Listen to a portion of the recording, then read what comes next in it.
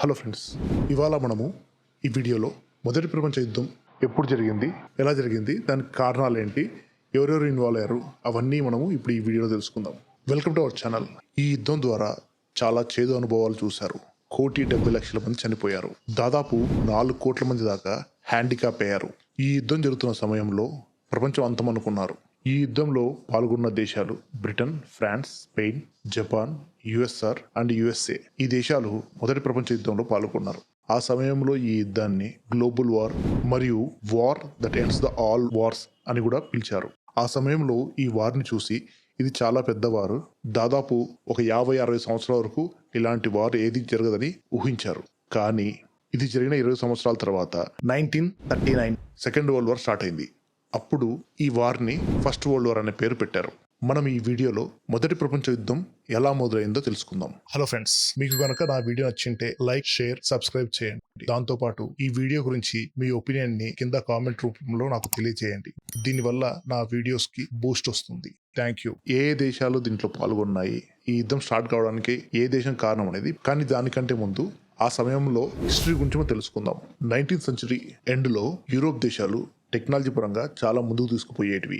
ఆ టైంలో డెవలప్ అవుతున్న టెక్నాలజీ ఏంటి అంటే military, warships, wireless radio technology, air crafts, fashion technology, ఇవన్నీ అప్పుడు ఇన్వైట్ చేయబడ్డాయి. ఆ సమయంలోనే ఈ దేశాల మధ్యన ట్రీటీస్ సైన్ చేసుకునే వాళ్ళు. ఆ సమయంలో ఏదన్నా ఒక దేశం వేరే దేశంతో యుద్ధం చేస్తుంటే ఈ ట్రీటీ చేసుకున్న దేశాలు వాళ్ళకు కొలాబరేట్ అయి ముందుకు వచ్చేవాళ్ళు సపోర్ట్ చేయడానికి. ఆ సమయంలో చాలా దేశాలు అలయన్స్ అయ్యాయి. ఈ అలయన్స్ ల వల్ల ఈ నేషన్స్ అన్ని 2 గ్రూపులుగా డివైడ్ అయ్యాయి అనమాట. టెరిటరీస్ గురించి మాట్లాడుకున్నట్టయితే ఫ్రాన్స్ జర్మనీలో ఉన్న ఆల్సాన్సా లోరీని వెనక్కి తీసుకోవాలనుకుండేది.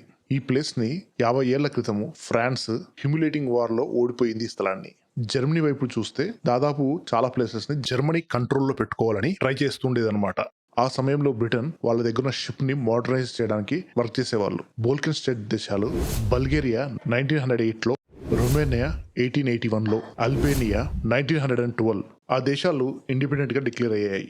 అదే సమయంలో పక్క దేశాల్లో నేషనలిజం కోసం వేవ్ నడిచేది. ఇవన్నీ చూసుకుంటే యూరోప్ కంట్రీ ఆ సమయంలో అన్స్టేబుల్ గా ఉండేది. అదే సమయంలో ఒకరిపై ఒకరు కుట్రలు పన్నుతూ ఒకరి వెనకాల ఒకరు అలయన్స్ చేసుకునే వాళ్ళు, ఒకరికి ఒకరు తెలియకుండా. ఇవన్నీ సంఘటనలు జరిగాక వార్ సిచ్యువేషన్ క్రియేట్ అయ్యింది. వరల్డ్ లో ఉండే మేజర్ పవర్ 2 గ్రూప్స్ లో డివైడ్ అయ్యింది. దీంట్లో ఒకటి అలైన్డ్ పవర్. దీంట్లో ఏ దేశాలు ఉన్నాయంటే Russia, Britain, France, America, Japan కూడా. అమెరికా 1970లో ఈ అలైన్ పవర్ లో జాయిన్ అయ్యింది. రెండో వర్గం వచ్చేసి సెంటర్ పవర్. రెండో వైపున Austro Hungarian empire, Germany, Turkey, ఏదైతే ఒటోమన్ రాజ్యం ఉందో దాన్ని టర్కీగా మారింది. ఈ 3 సెంట్రల్ పవర్ లో ఉండేటివి అలయన్స్ లో. మనం ఇప్పుడు వరల్డ్ వార్ 1 జరగడానికి కాజెస్ గురించి తెలుసుకుందాం. వరల్డ్ వార్ 1 జరగడానికి 4 కారణాలు ఉన్నాయి. First one militarism. ఆ సమయంలో గన్నులు, ట్యాంకర్లు, షిప్పులు ఇవన్నీ ఎవరికి వాళ్ళు తయారు చేసుకునేవాళ్ళు. దీనిని సపోర్ట్ చేసే వాళ్ళు ఎవరంటే బ్రిటన్, యుఎస్ అండ్ జర్మనీ. ఇక్కడ అవి మ్యానుఫ్యాక్చర్ అయ్యేటివి. రెండో విషయం ఏంటంటే అలయన్స్ సిస్టమ్. 19th సెంచరీలో యూరోపియన్ కంట్రీస్ లో దేశాల మధ్యన అలయన్స్ లు బాగా జరిగాయి. 1882లో ట్రిపుల్ అలయన్స్ ఒకటి జరిగింది. దీంట్లో 3 దేశాలు జర్మనీ, ఇటలీ, ఆస్ట్రో హంగేరియన్ దేశం. అదే సమయంలో 1904లో ఎంటోన్ కోడియల్ అనే ఒక అలయన్స్ కుదిరింది ఫ్రాన్స్, గ్రేట్ బ్రిటన్ మధ్యన. దాని తర్వాత 1907లో ఆంటోన్ కోడియల్ ట్రిపుల్ అలయన్స్ లో భాగమైపోయింది. దాంట్లో రష్యా కూడా చేరింది. దీని తర్వాత మూడోది ఇంపీరియలిజం. ఆ దేశాలు వాళ్ళ బలగాన్ని, ఏరియాను పెంచుకోవడానికి ఈ ఎక్స్పాన్షన్ స్టార్ట్ చేసింది. ఈ పెద్ద దేశాలు బ్రిటన్, యుఎస్ఏ కాలనీస్ ఎక్స్పాండ్ చేయడం స్టార్ట్ చేశాయి. ఆఫ్రికా దేశాన్ని కాలనైజ్ చేయడానికి పరుగులు తీశారు. ఆ టైంలో హిస్టోరియన్స్ దీనికి ఒక పేరు పెట్టారు. ఆ పేరే స్క్రాంబుల్ ఫర్ ఆఫ్రికా. ఆఫ్రికా ఆ సమయంలో పెద్దగా ఎక్స్ప్లోర్ కాలేదు. దాంతో పాటు చీప్ లేబర్ కి సోర్స్ ఎక్కువ దేశం అనమాట. దాంతో పాటు ఆఫ్రికాలో ఉన్న డైమండ్ మైన్స్ ఈ ఇంపీరియల్ దేశాలకి కన్నుపడింది. ఈ ఆఫ్రికా దేశాల మీద వీళ్లకు ఆశ కలగడంతో ఈ దేశాల మధ్యన గొడవలు స్టార్ట్ అయ్యాయి. ఈ ఆఫ్రికాని ఆక్రమించుకుందామనే ఆలోచనల నుంచే వీళ్ళ మధ్యన గొడవల్లో స్టార్ట్ అయిన విషయమే ఈ వార్. ఫోర్త్ రీజన్ వచ్చేసి నేషనలిజం. 19th సెంచరీలో యూరోప్ కంట్రీల్లో నేషనలిజం వేవ్ బాగా ఊపందుకుంది. అదే సమయంలో ఈ ఇండిపెండెంట్ దేశాలు అన్ని కలిసి ఇండిపెండెన్స్ కంటే ముందు వీళ్ళు పడిన స్ట్రగుల్ ని అంతా గ్లోరీ ఆఫ్ ద వరల్డ్ అని పిలిచడం స్టార్ట్ చేశారు. చేశారు. వీళ్ళంతా కలిసి ఇప్పుడు జరగబోయే వార్ ని ఇది లాస్ట్ వార్ గా వీళ్ళు ఎక్స్పెక్ట్ చేసేవాళ్ళు. దీని తర్వాత అందరికి ఇండిపెండెన్స్ ఖచ్చితంగా వస్తుందని వీళ్ళు నమ్మేవాళ్ళు. అదే సమయంలో బాల్టిక్ స్టేట్స్ లో నేషనలిజం చాలా పీక్ లో నడిచేది. ఇవన్నీ కాకుండా ఈ వార్ చేయడానికి ఇంకా కొన్ని రీజన్స్ కూడా ఉన్నాయి. రష్యా ఒటోమన్ ఎంపైర్ మధ్యన స్ట్రైట్ ఆఫ్ డార్డనీస్ కూడా నడిచింది. స్ట్రీట్ ఆఫ్ డార్డనీస్ సీ ఆఫ్ మార్మనాకో ను కలుపుతుంది. ఇది మెడిటరేనియన్ సీ కి గేట్ వేగా ఉండేది వయా బ్లాక్ సీ. ఈ స్ట్రాటజిక్ లొకేషన్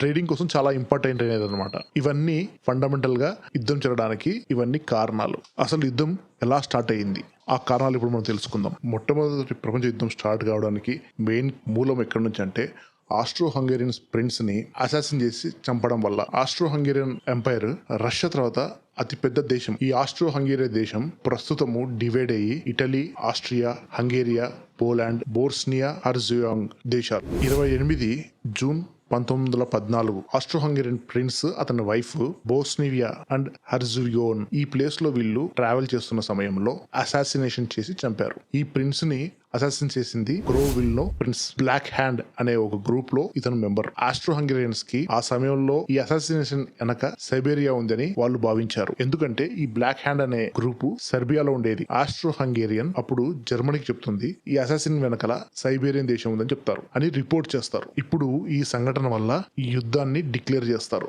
దాంతో Germany Austro Hungarian full support చేస్తుంది. జర్మనీ ఆస్ట్రో హంగేరియన్ వాళ్ళకు మీరు ముందుకు నడవండి, మీ వెనకాల మేము ఉంటామని చెప్పి చెప్తుంది. దీంతో ఆస్ట్రో హంగేరియా సైబేరియా వాళ్ళ దగ్గర హ్యూమిలేటింగ్ టర్మ్స్ పెట్టి అగ్రిమెంట్ కోరుతుంది. సైబేరియా వాళ్ళు ఒప్పుకోరు. వీళ్ళు ఒప్పుకోకపోవడం వల్ల ఆస్ట్రో హంగేరియా వీళ్ళపైన యుద్ధం ప్రకటిస్తుంది.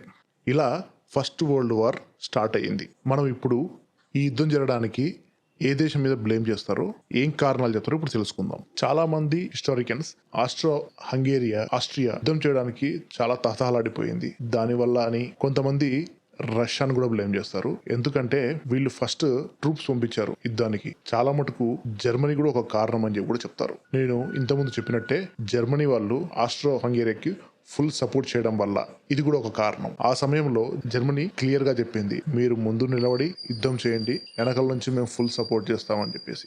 బ్రిటన్ వాళ్ళు ఫ్రాన్స్ కి ఫుల్ సపోర్ట్ చేశారు. యుద్ధం స్టార్ట్ అయినప్పుడు బ్రిటన్ ఎవరికి ఎగ్జాక్ట్ గా సపోర్ట్ చేయలేదు. యుద్ధం స్టార్ట్ అయ్యాక ఫ్రాన్స్ కు సపోర్ట్ చేసింది. బ్రిటన్ ముందే ఫ్రాన్స్ కి సపోర్ట్ డిక్లేర్ చేసినట్టయితే జర్మనీ ఆస్ట్రో హంగేరియన్ కి సపోర్ట్ చేయకపోయేదేమో. ఈ యుద్ధము ఈస్టర్న్ యూరోప్ వరకు ఆగిపోయి ఉండేదేమో. ఈ యుద్ధము ఆస్ట్రో హంగేరియా సైబేరియా మధ్యన జరిగింది.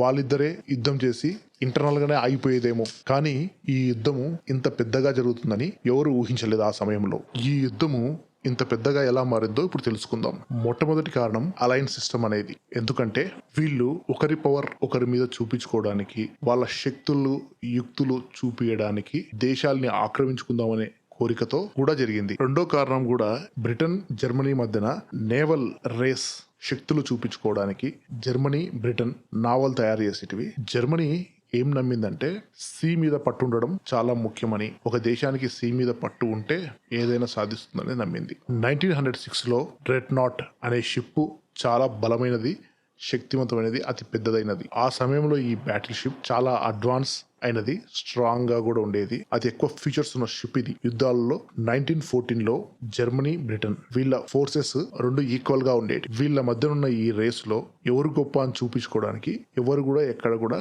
తగ్గలేదు. మూడో కారణము ఎకనామిక్ మాస్టరీ డిజైర్ కోసమే ఈ యుద్ధం జరిగిందని కూడా చెప్తారు. జర్మన్లో ఉన్న ధనవంతులు అంతా కలిసి బ్రిటన్ కి అగనెస్ట్ గా యుద్ధం చేయాలని కోరుకున్నారు. మార్క్సిస్ట్ థియరియన్స్ వాళ్ళు గట్టిగా నమ్మారు. ఎందుకంటే ఈ యుద్ధానికి మొత్తం కారణం ఏంటంటే క్యాపిటలిస్టుల మీదనే ఆధారపడి ఉంది. జర్మనీ గ్రేట్ హార్ట్ రిటర్న్ ఏం చెప్పాడంటే జర్మనీ వాళ్ళ స్లైఫన్ ప్లాన్ 1905 నుంచి 1906 వరకు ఇది చాలా డేంజర్ అయిన ప్లాన్. అదేంటంటే ఈ ప్లాన్ ద్వారా జర్మనీ ఫ్రాన్స్ రష్యాని ఈ యుద్ధం ద్వారా ఒకటేసారి ఓడగొట్టాలనే ప్లాన్ లో ఉండేది. రిజల్ట్ ఎలా వచ్చినా కూడా ప్రాబ్లం లేదు, వీళ్ళని మాత్రం ఓడగట్టాలని జర్మనీ గట్టిగా నిర్ణయించుకుంది. కానీ వీళ్ళు వేసిన ప్లాన్ పెద్ద డిజాస్టర్ అయ్యింది. ఈ యుద్ధంలో చాలా మిస్కాల్కులేషన్స్ జరిగాయి. ఆస్ట్రియా ఏమనుకుందంటే ఈ యుద్ధం ద్వారా రష్యా సెర్బియాకు సపోర్ట్ చేయదనుకున్నారు. రెండో వైపు ఆస్ట్రియాకు జర్మనీ సపోర్ట్ ఇంత భయంకరంగా సపోర్ట్ చేస్తుందని ఎవరు అనుకోలేదు. అప్పుడు దాకా యుద్ధాలు చేసిన అనుభవం లేకపోవడంతో ఈ మిలిటరీ జనరల్లు క్యాప్టెన్లు వీళ్ళు వేసిన ప్లాన్లు యుద్ధం అనగానే మొత్తం ఫోర్స్ తో యుద్ధం చేయడమే అని వీళ్ళు మిస్కాల్కులేషన్ కూడా ఒక దెబ్బతీసింది. ఈ యుద్ధం జరగడం వల్ల ఎవరికి ఏం నష్టం వచ్చింది, దీని కంక్లూజన్ ఏమైంది అనేది ఇప్పుడు చెప్తాను మీకు. ఈ యుద్ధాల వెనకల మెయిన్ రీజన్ ఏంటంటే దాదాపు దేశాలన్నీ ఆక్రమించుకోవడం కోసమే ఈ యుద్ధం స్టార్ట్ అయింది. మాక్సిమం ఏ కంట్రీ అయితే ఇన్వాల్వ్ అయిందో మిగతా కంట్రీని దాదాపు ఆక్యుపై చేసుకుందాం అనే కోరికతోనే ఈ యుద్ధం స్టార్ట్ అయింది. ఈ యుద్ధం ద్వారా చాలా మటుకు అగ్రెసివ్ గా చాలా దేశాలు ముందుకెళ్లాయి. దేశ నాయకులు కూడా చాలా తప్పడుగులు వేశారు. ఈ యుద్ధాన్ని డిజాస్టర్ లీడర్షిప్ అని కూడా డిక్లేర్ చేశారు.